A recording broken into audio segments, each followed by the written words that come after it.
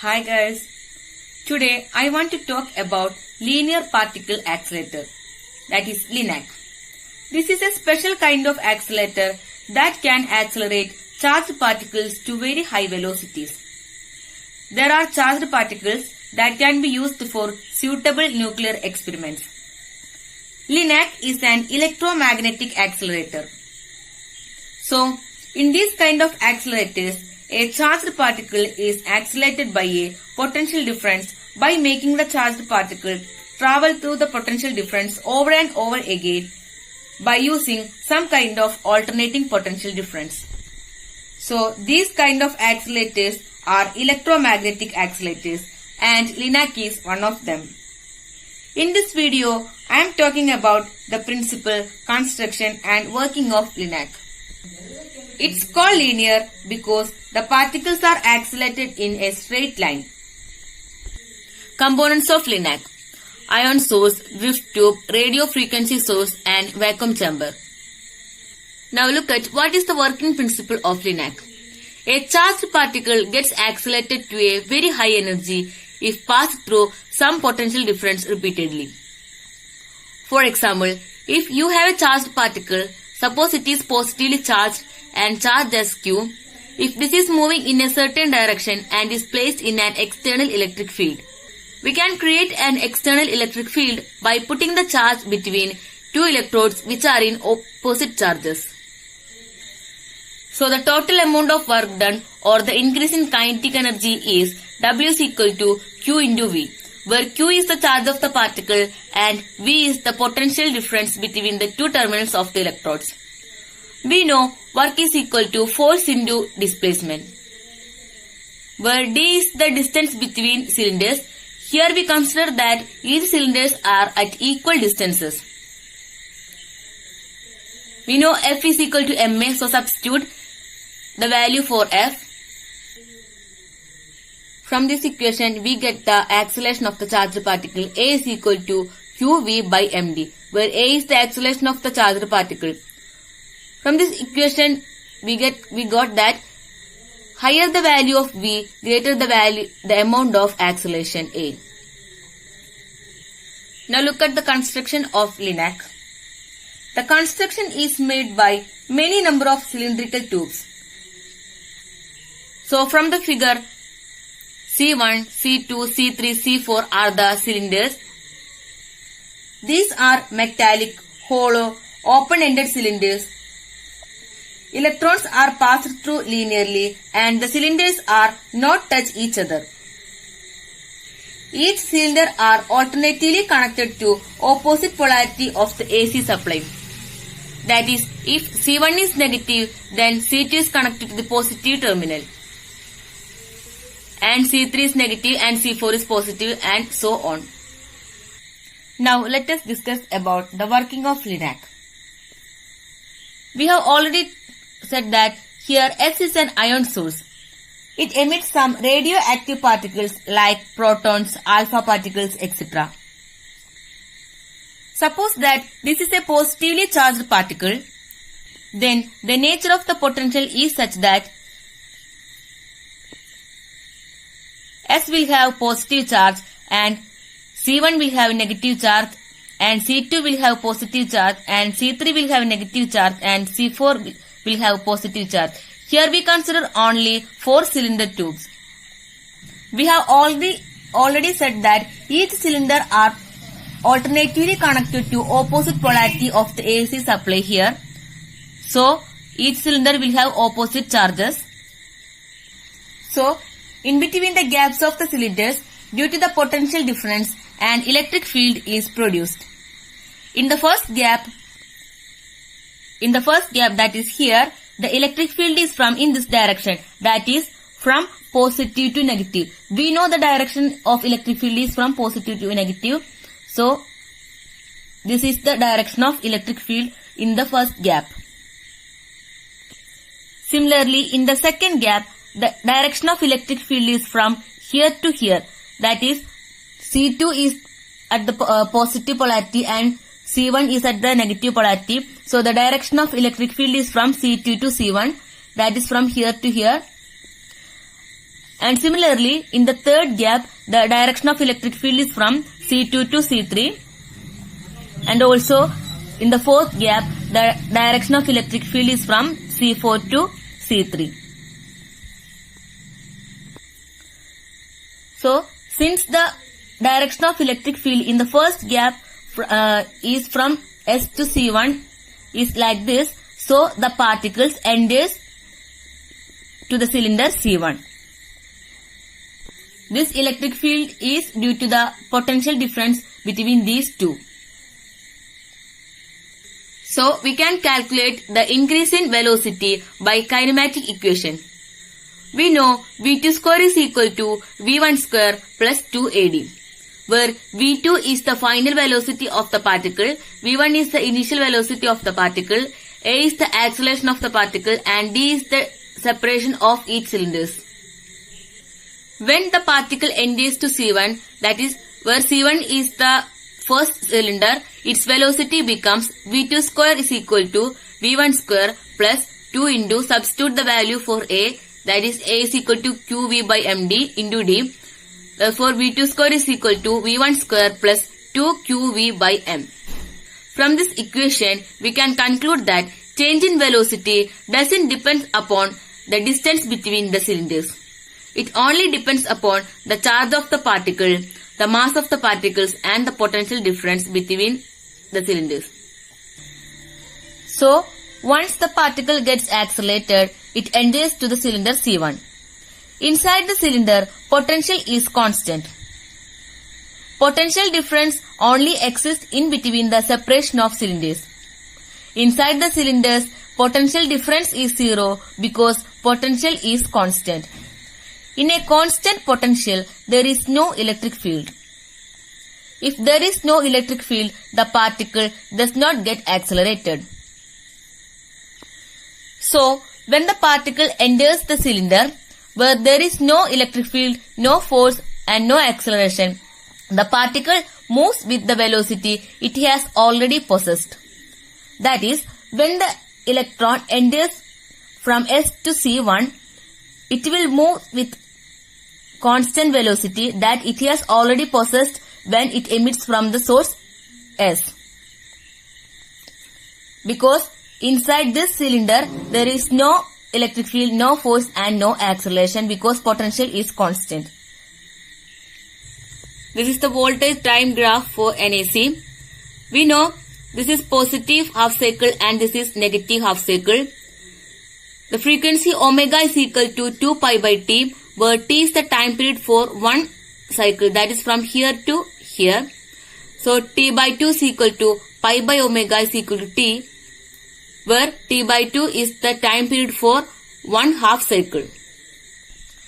So for this construction, T by 2 is equal to pi by omega is constant.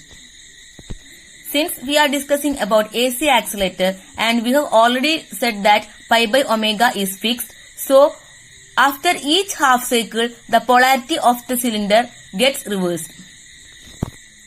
That is, once the particles reaches at this point, the polarity gets reversed again. That is, now C1 will have positive polarity, C2 will have negative polarity, C3 will have positive polarity and C4 will have negative polarity. So, the electric field get reversed again. So, in the first gap, the electric field is from C1 to S, that is in this direction. And also, in the second gap, the direction of electric field is from here to here, that is from C1 to C2. In the third gap, the direction of electric field is from C3 to C2. And in the fourth gap, the direction of electric field is from C3 to C4. So, since the direction of electric field is in the forward direction, the charged particles gets accelerated from C1 to C2. In the cylinder C2, the particle is moving with the constant velocity, that is no acceleration, and it will have the velocity that it has already possessed when it comes from C1. So throughout the cylinder C2, it will have the same velocity. So when the particle reaches at this point and the particle almost come out of the cylinder, the polarity gets reversed. So S will have positive polarity, C1 will have negative polarity, C2 will have positive polarity, C3 will have negative polarity, and C4 will have positive polarity. We have already said that after pi by omega, the polarity will change. So when the particle reaches at this point, the polarity will change. So the direction of electric field is from, in this gap is C2 to C3. So the particles gets accelerated from C2 to C3. In the cylinder C3, also the particle will have constant acceleration, that is moves with constant velocities, that is no acceleration throughout this cylinder. The particle will have the same velocity that when it comes from C2. Similarly, when the particles comes at this point, that is it comes out the cylinder, so the polarity of the cylinders are reversed, that is after pi by omega the polarity changes. So this C3 will have positive charge and C4 will have negative charge. So the direction of electric field is from here to here. So since the forward direction of electric field, the charged particle will accelerate from C3 to C4.